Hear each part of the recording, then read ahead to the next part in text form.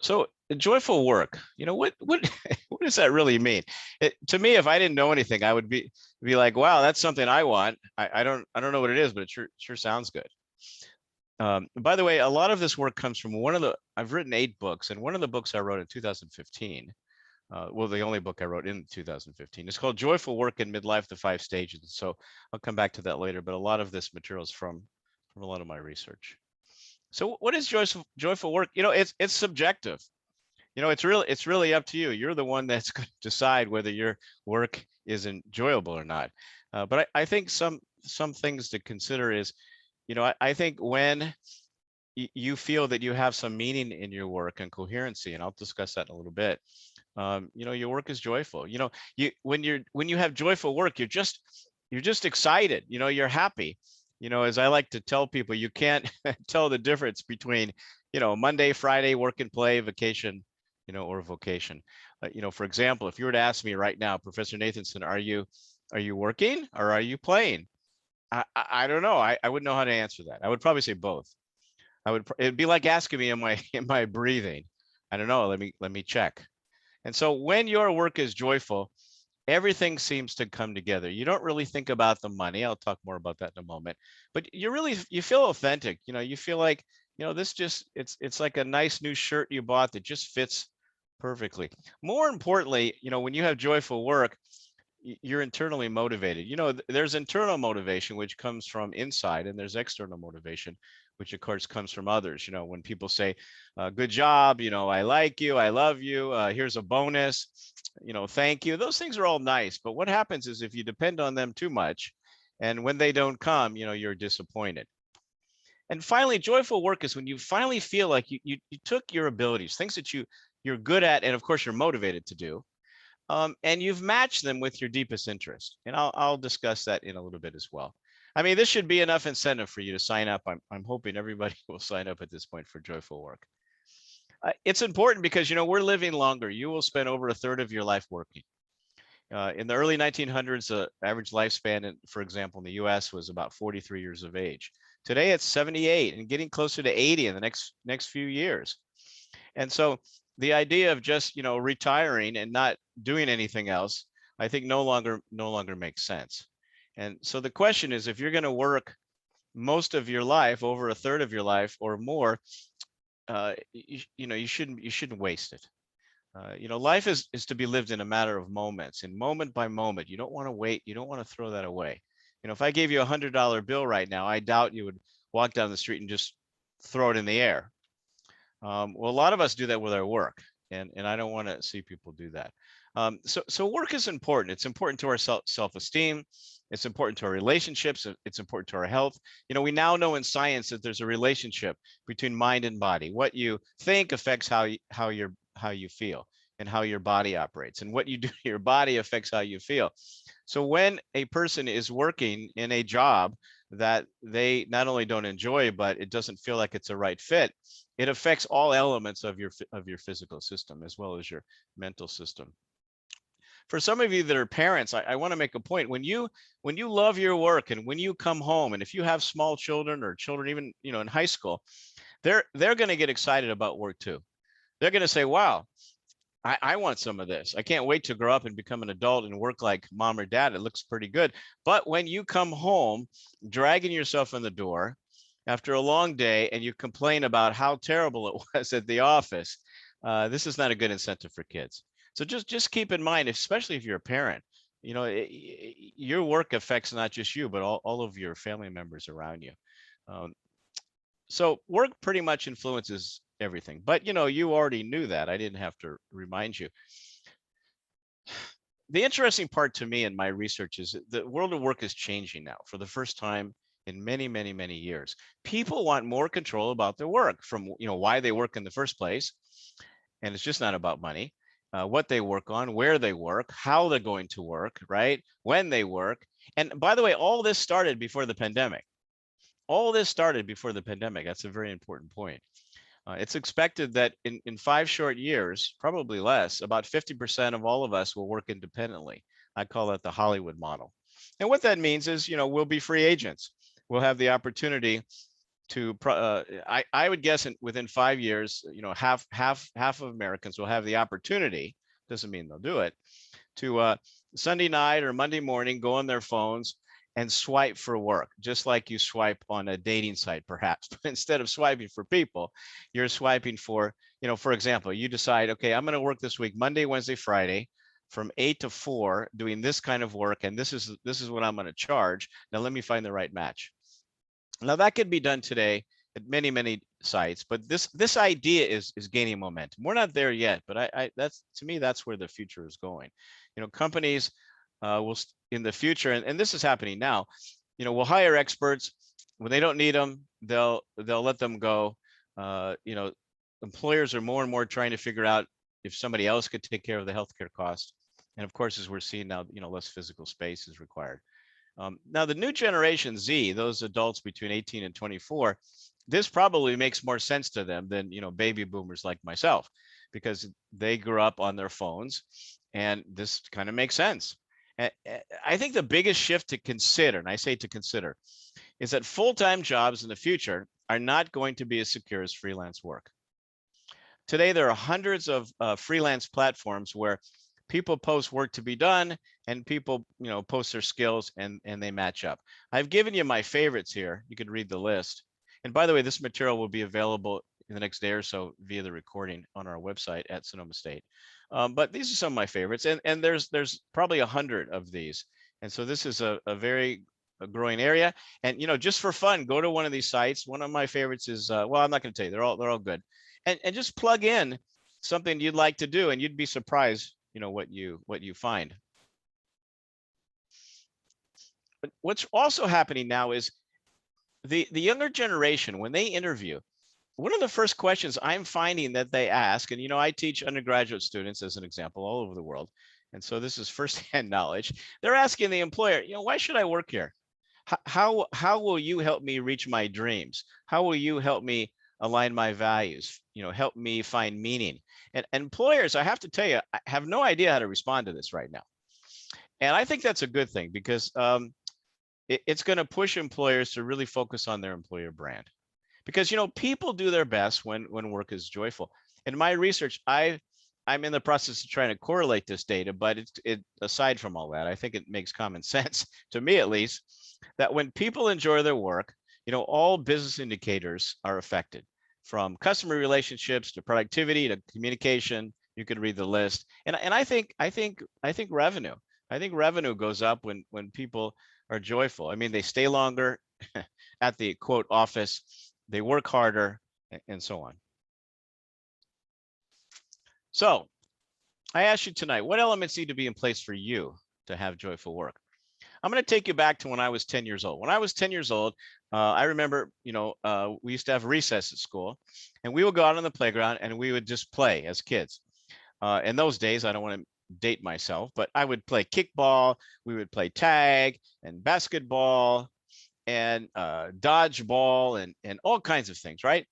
And we tried everything out as fast as we could, because at some point the teacher would walk out onto the playground with this huge bell. It was like as big as your arm, and she would just stand there with the bell.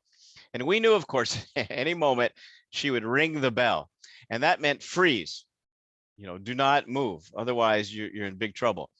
And so at recess, we would try to do as much as we could before that final bell rang. And to me, that's a metaphor, for your life, is you want to try out as many things as you can, before that final bell rings.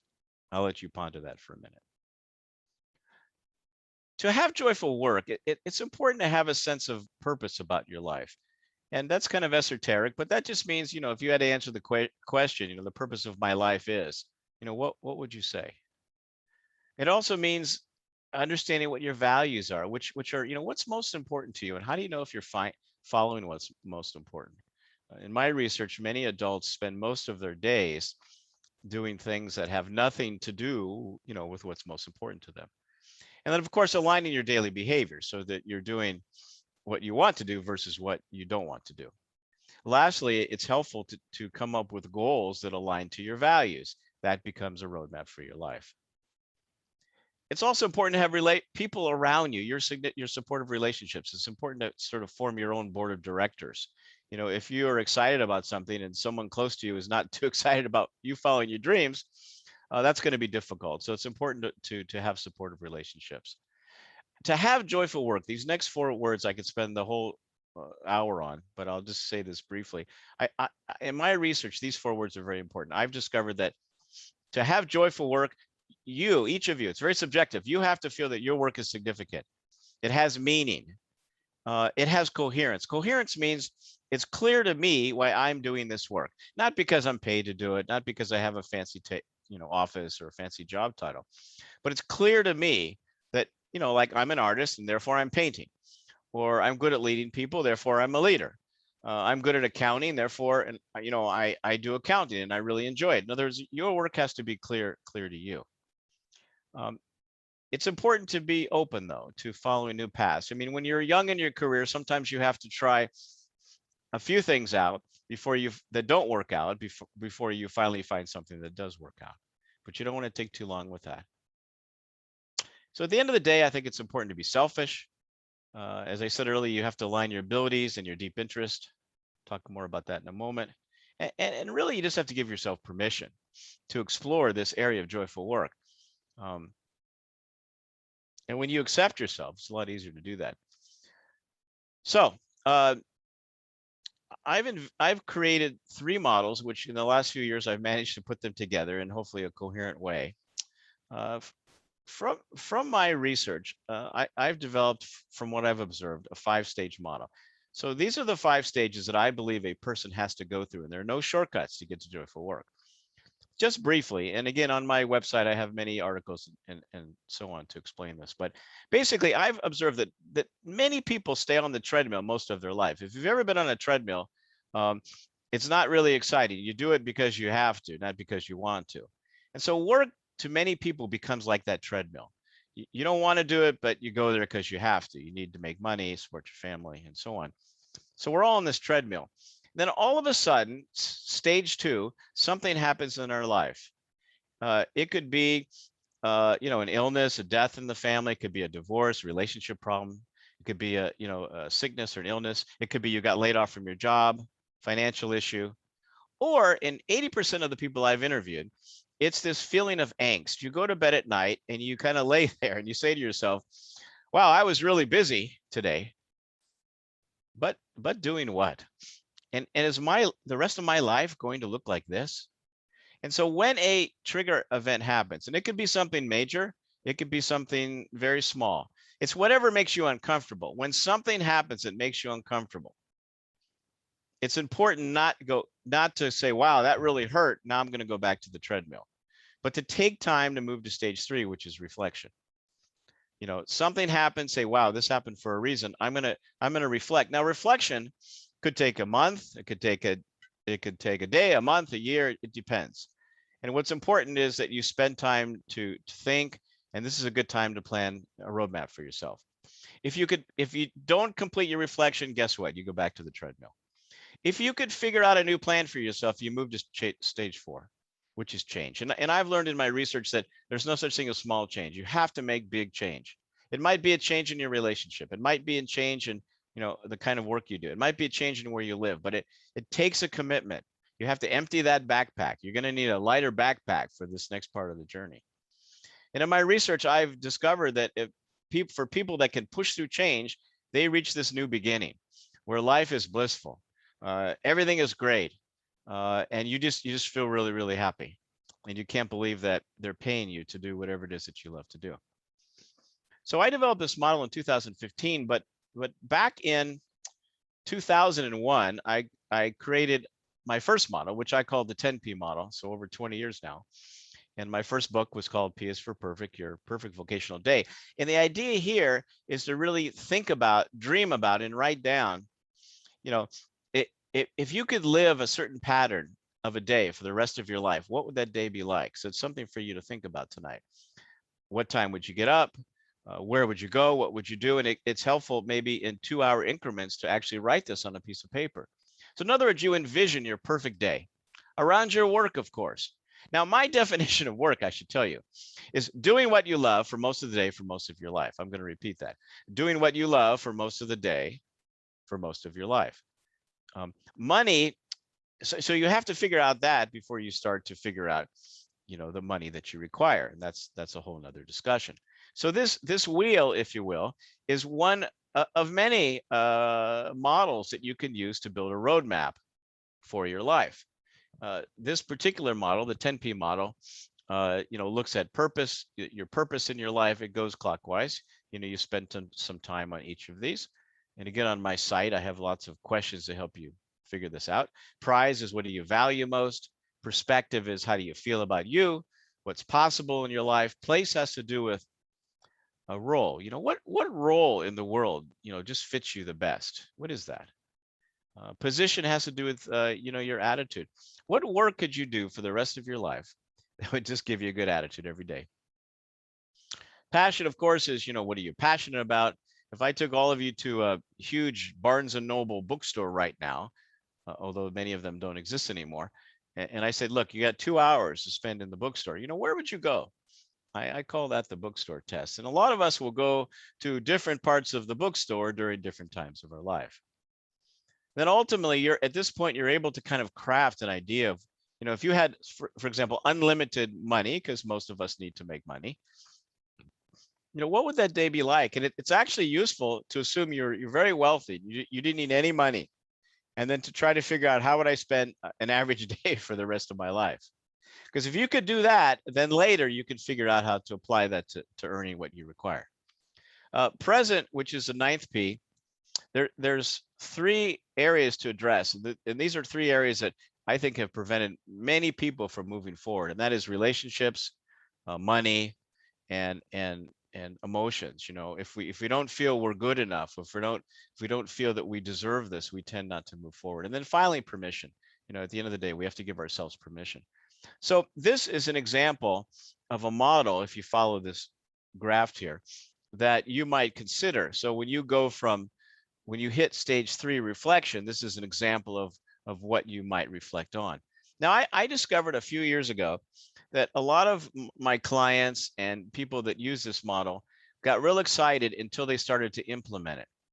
And then, for many obvious reasons of life, it's like you take a class, you get excited, you leave the class, and then you get busy and you don't do anything. They weren't moving forward. So I created a final model, which I was finally able to attach to this model. And I call this the 8 steps model. Why I didn't call it 10 steps, I have no idea. And without going in detail because of time, you'll see there's 8 steps here. And most people don't follow their dreams because they get stuck at step 1, which is to envision, to really spend a lot of time. Most of us are visualizing, what will my life look like, be like, smell like, feel like, sound like, taste like, when I reach my perfect vocational day. And then I've given you 8 steps here. I guarantee if you follow these 8 steps, you can accomplish any goal in your life. But this is, easier said than done. You really have to commit. And so this model is now complete, because as you can see, once you get to the celebration point, you have reached joyful work. And then therefore you've reached a new beginning. So this is the model that is an example of how to go towards joyful work. So I think it's important. So what can you do? You can develop a roadmap. For example, I have a course at udemy.com, which walks you through that. There are many ways to do this. I think it's important to align your abilities and interest. A lot of times I'll get a question, this sounds great, Dr. Nathanson, but how do I don't know what my passions are. I don't know where to get started. And I say, here's a 2-minute exercise.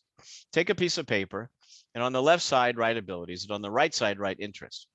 And write down all the things that you're good at and you're motivated to do. Don't write down things that you're good at, but you don't enjoy doing, right? And then on the right side of the piece of paper, write down all of your deep interests. What are things that really interest you, whatever they are. And then I want you to find the matches. As you find the matches between abilities and interest, the intersection of abilities and interest is where joyful work can be found. And so this is an important kind of little model to play with. It's better to be interested in something and not know how to do it, because you'll be motivated to learn, right? Versus to be really good at something and then no longer be interested. The wrong reason to work in a job is because you're good at it. You must enjoy it. And some of these other points I've covered, so I'm going to move on. How about what can organizations do, and specifically HR professionals, to enable joyful work? I think about this a lot. And I think it's just important to simply ask people. I hear a lot of HR professionals say, well, we don't really know how to get started. I say, excuse me, just with all due respect, just ask people, do you enjoy your work? Why or why not? If the answer is why, try to learn why so you can continue to support them on that. And of course, if the answer is why not, then you have a lot of work to do. As you could read this list on this slide, there are lots of other things that you can do. I think as a result of the pandemic, I'm happy finally that organizations are realizing that people can work independently if you trust them as adults. In 2012, Google started this project. It was called the Aristotle Project. And to make a long story short, the idea was to start to look at the human elements on teams, to start to understand how teams can be more effective by just paying attention to group norms and equality in speaking and so on. And I only mentioned this on the slide because I think it was kind of the first example in the corporate world of organizations, thinking about how important it is for people to enjoy what they do. So the pandemic, wow, has placed so much pressure. Of course, I wouldn't have wished the pandemic, but I have to tell you, with regards to work, I think it has influence. It has the potential long-term to influence work in a good way. As we're seeing, a lot of people are not going back to the office. We all suffered through so many Zoom sessions in the last year. And in some ways, I think this has increased our empathy and humanity towards each other. I mean, how many of us, got a chance to see people's children and their dogs and what their houses look like and so on before everybody got embarrassed and started putting up, fake pictures in back of them. But I think it's really helped us to see each other more as humans, and that's a good thing. On the other hand, we're all tired of Zoom. We're very, very tired. A lot of managers have overdone it and so on. But the pandemic has helped push this momentum about the future of work, probably more than anything else. I think organizations, as they're starting to do, not as fast as I would like, have to focus on expanding things like mental health coverage, this idea of the flexible contingent model, worker model, and just focusing more on partnerships with people, like less compliance, but more partnership. Here are your objectives that we expect you to do. Let's agree on your goals and so on. And how you get the work done is up to you. Obviously, there's some jobs where that can't be done, but in most jobs, I think this can be done. So we're seeing a big shift now in new human skills, and a lot of these skills are part of the new program I'll be teaching in the fall on professional sustainable skills. I think organizations have to also start to provide what people have wanted all the time, but now they're making their voices heard, which is, help me figure out how to find meaning in this thing called job. Help me make decisions, give me more flexibility, and so on. Humanistic leadership, which is a model I created a few years ago, which I'm happy to say is now gaining some interest, focuses on leading, managing, coaching, which are all different. But the coaching element is something that certainly the younger generation is wanting more and more of. They grew up in a spirit of collaboration, and that's what they expect. And a lot of companies are shifting then to team-based models, decoupling individual pay and really focusing on the team. And I think that's a good thing. All these things can lead to joyful work. In 1962, Thomas Kuhn, he came up with a word called paradigm. Well, the paradigm word was around before him, but he kind of coined this, and he said a paradigm is when an important change happens. When the usual way of thinking about something or doing something is replaced by a new and different way. Just like Galileo, before Galileo in the 1600s, people thought that the earth was was flat, and he came along and proved that the earth was round. And I think a lot of paradigms are shifting now in terms of how people think about work. And as I've noted on this slide, we're seeing big changes from, physical office design to whether people are even in the office, at all. There was a push earlier in the year as well for what's called telemedicine. The idea that most companies would need to start doing things like body temperature reading and health data and temperature taking and so on. And this it's interesting to me. This has slowed a little bit in the last few months, but I think this is something that's still going to continue as we continue to as we continue to prepare for the future. So companies, as I've said here, really need to shift from being recession proof, I think, to pandemic proof. It's important not to treat adults as children. If you treat people like partners versus employees, they're going to step up. I've seen that some employers through the pandemic have really gone in the wrong direction. There are so many software and tools now that track what people do, from when they take a break to their usage on their computer, to when they go to the restroom. And I think that's the wrong direction. I think we have to avoid now the urge to micromanage if we really believe in enabling joy at work. So don't forget, a third of the workforce now, are under 25 years of age, and they're asking this question when they interview. Why should I work here? How will you enable me to have meaning in my work? So tonight I want you to think about these 5 questions, because I think these are the most important questions to ever ponder in one's life. And that is, what is my life about? So you might want to take a piece of paper and answer the question. My life is about. I am a person who. How can I get to what I want most? And what do I really want in my life? On the surface, these seem like simple questions, but in reality, they're very deep, they're very complex, and it's important that a person spends a lot of time thinking about this. And this is a prerequisite, really, to having joyful work. So I've noticed in the last year, through this common crisis, that we all have found something that we have in common that we really didn't have before. And I think that's a good thing. When people go through an experience together, it's like when you're in a class with someone, and you see them 10 years later, you always feel this connection, right? And the same thing has happened with the pandemic. We all went through one of the biggest crises that we've had anywhere in the world in the last 100 years. So I think with the right innovation, we can use this to move into a more humane work of working together. I used to talk about humanistic leadership, putting people over profit, for the last 5 years, and I get a lot of rolling eyes. I don't get those rolling eyes anymore. And so I think that's a good thing. But, the end of the day, we all have the right, to joyful work. Before I open it up to questions, if you'd like to learn more about any of this information, you can go to my website. I've had a website for over 20 years, and I have, as you can see here, lots of resources. I also have a workshop on this at Udemy, and you could follow me at Twitter and Facebook and LinkedIn and YouTube and so on. I'm pretty active.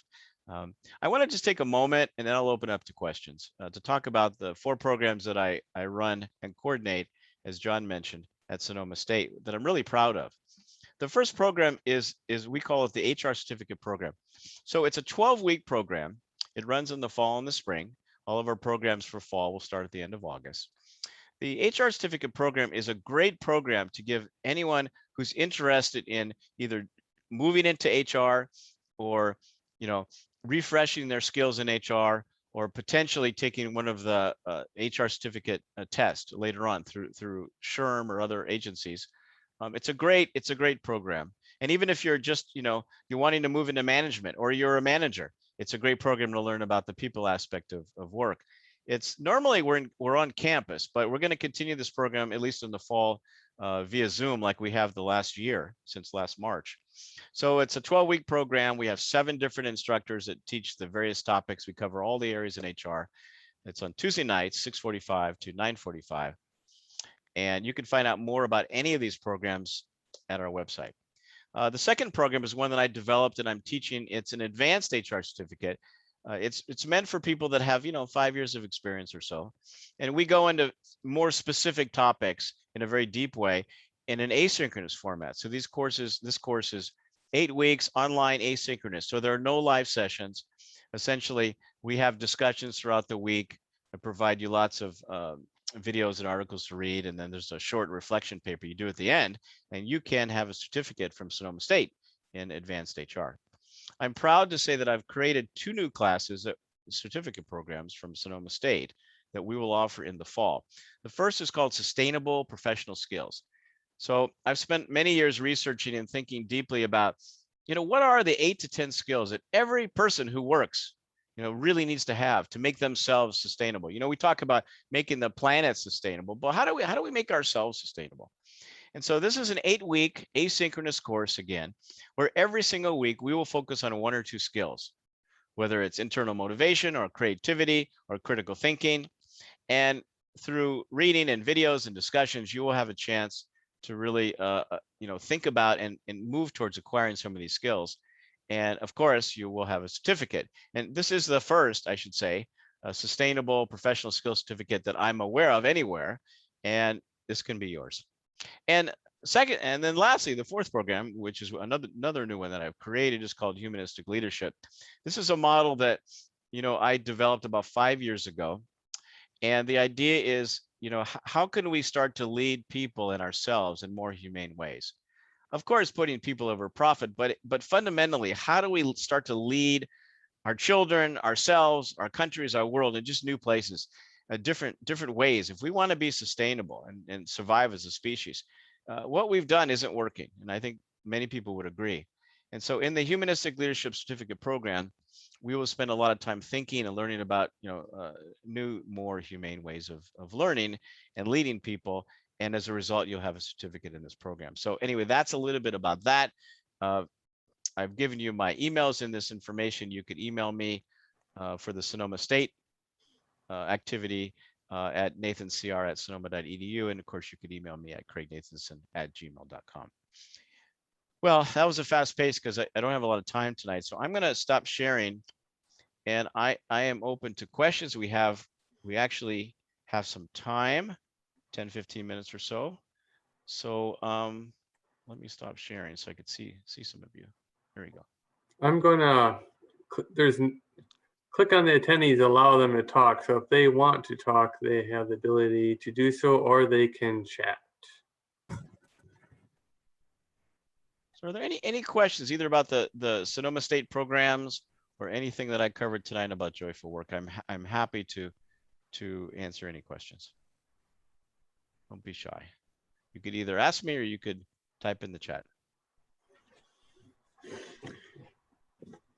Another thing about those 2 programs, Craig, you didn't mention that the Sustainable Professional Skills starts in the first half of fall. Thank you. And then the Humanistic Leadership program is the second half of fall. So if there are people out there are looking to get 2 classes in that 1 semester to get that full, well-rounded program that you're offering, they can do all that in fall semester. Yeah, I did forget. Thanks, John. Yeah, that's in fact how we designed it. So you can go from one to the next. Mm-hmm. One of the questions I get a lot while I'm waiting to see if there's any questions for me from any of you is, I have to work to make money, and I don't really have the luxury of, trying new things. I mean, I'm just trying to survive. So what do I do?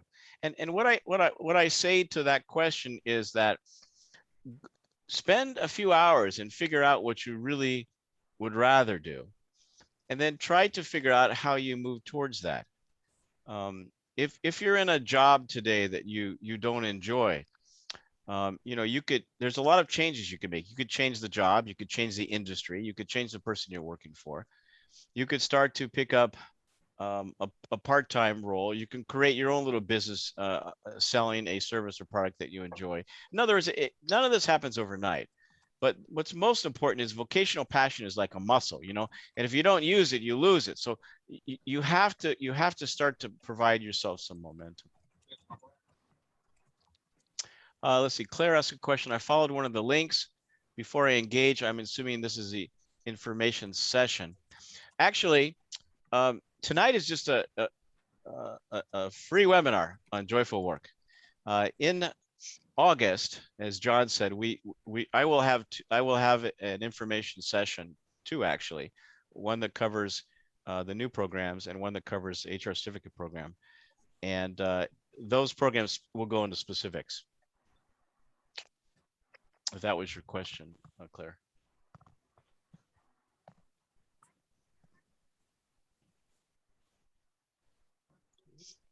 Anybody else? Any questions before we wrap up tonight? We have a few minutes. There's a question on there. Let's see. Chris asked, does the advanced HR class also prep one for SHRM? I don't have a certificate, but I've worked in HR for 5 years. Yeah, so if the objective is to pass one of the SHRM certificates, then the HR certificate program, our 12-week program, is what I would suggest. The 8-week program goes more into specific, what I would call human element topics. You know, motivation, the future of HR, the future of work, how, you know, leadership, which aren't necessarily tied to any of those certificates that SHRM offers. So if you really want your certificate in SHRM, then I would suggest the 12-week program. Does that make sense, Chris?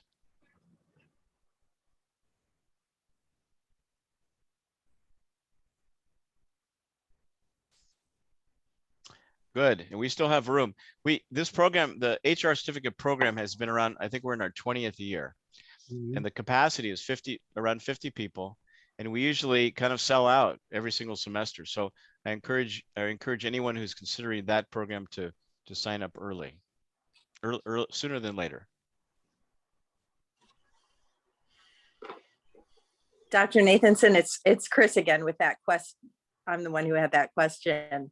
Do you have any helpful advice on asking my employer for help on the tuition for that class? Oh, yeah, you should ask them. but I mean, you know, I teach negotiation, and so I think the way to approach that is to sit down with your boss and say, just want you to know I'm really loving my work here. I'm looking forward to you know, future contributions. One of the things, boss, that will really help me is to enhance my skills in human resources. And Sonoma State has a program, blah blah blah, and you know, will you fund that for me? And you smile and just wait for a response. I love it. Thank you. Yeah, I mean, if you don't ask, you get nothing. If you ask, you get at least 50% opportunity. But by the way, I would also send whoever it is you're speaking to a link. You know, give them some information. Send them maybe the informational recording that the session that we're going to have in August. I don't see why they wouldn't. It's not that expensive. John, I don't know. It's I forgot what we're charging for that, but it's 8 something. Yeah, it's $825. Yeah, $825 for 12 weeks. That's like 40 hours of content. It's a lot of information. Right. Okay. Thanks so much. Mm-hmm. Let's see. We still have time because I usually have there's a lot of questions for me, so I kind of rush through the material. So I'll just see any other final questions.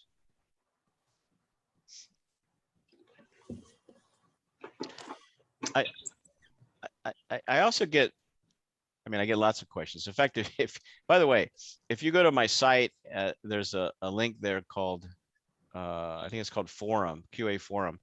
I've gotten questions the last 20 years, and there's probably 1,000 questions on my site under this category called Forum, and they're all categorized from money to family to relationships, you know. And so probably any question that you might think of has been asked, and I've tried to give an answer. So just as a resource. A helpful tip to be successful in an interview. Yeah, I think there's 3, Angel. Number 1 is, well, there's a prerequisite, which is be clear about what you want. And then you'll do great in an interview. You know, when you're in an interview and you're passionate and clear about what you want, you know, things go well. But most people go to an interview without really understanding what they want. So assuming you figure out, Angel, what you want, then in the interview, I think, when it's your time to talk, I think you have to focus on three things. Number one is, how will this job get me closer to my goals and my dreams? You have to ask that question.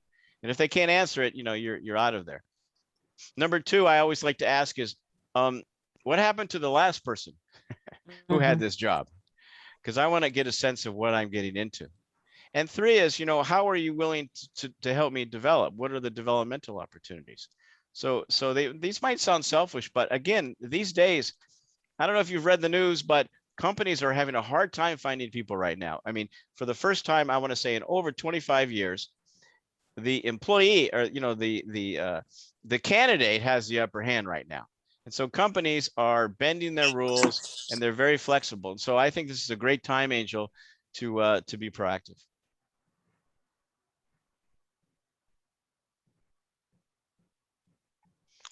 I was just going to mention that I'll just mention one more thing. We'll wrap up here the next 3 minutes or so.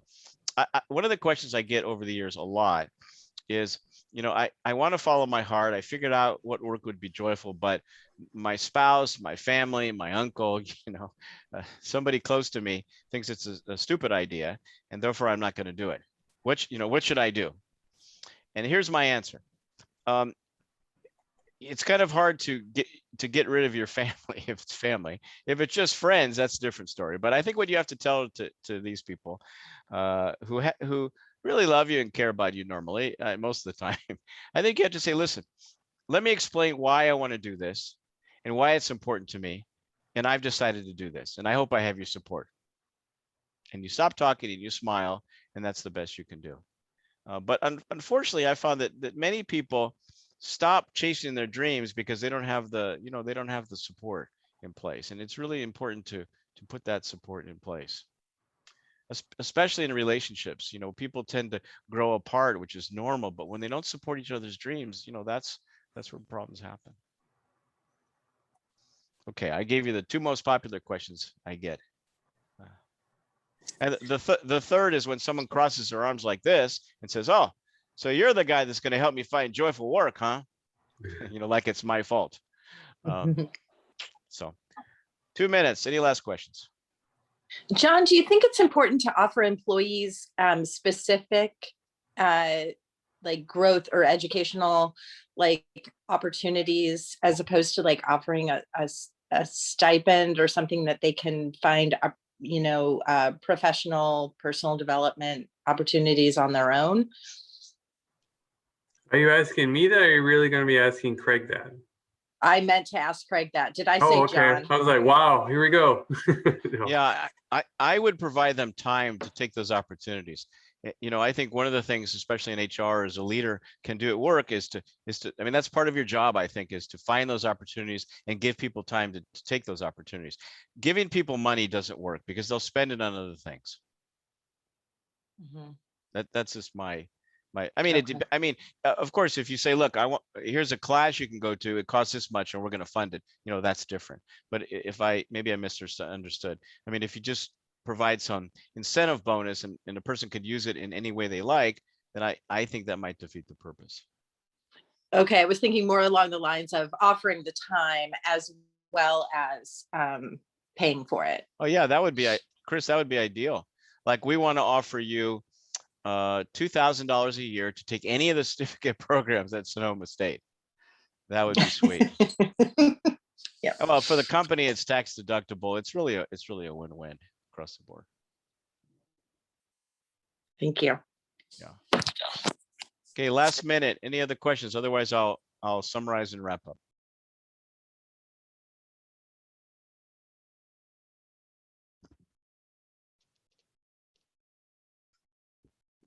Okay, well, I want to say I couldn't think of any place I'd rather be tonight than with the 10 of you, because I think, it only takes one new distinction in life, one new idea to move in a whole direction. And so I hope for all of you, you picked up at least one idea tonight that will make a big difference in your life. And I encourage you to have big dreams.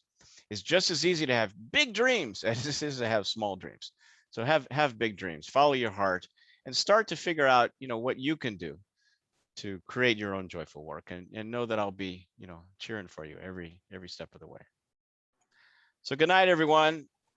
Have a great evening. Yep, good night. Thanks for attending, and feel free to check out Craig's site as well as SCIE. I put a bunch of links there in the beginning of the chat you can scroll to, and we hope to see you in the fall.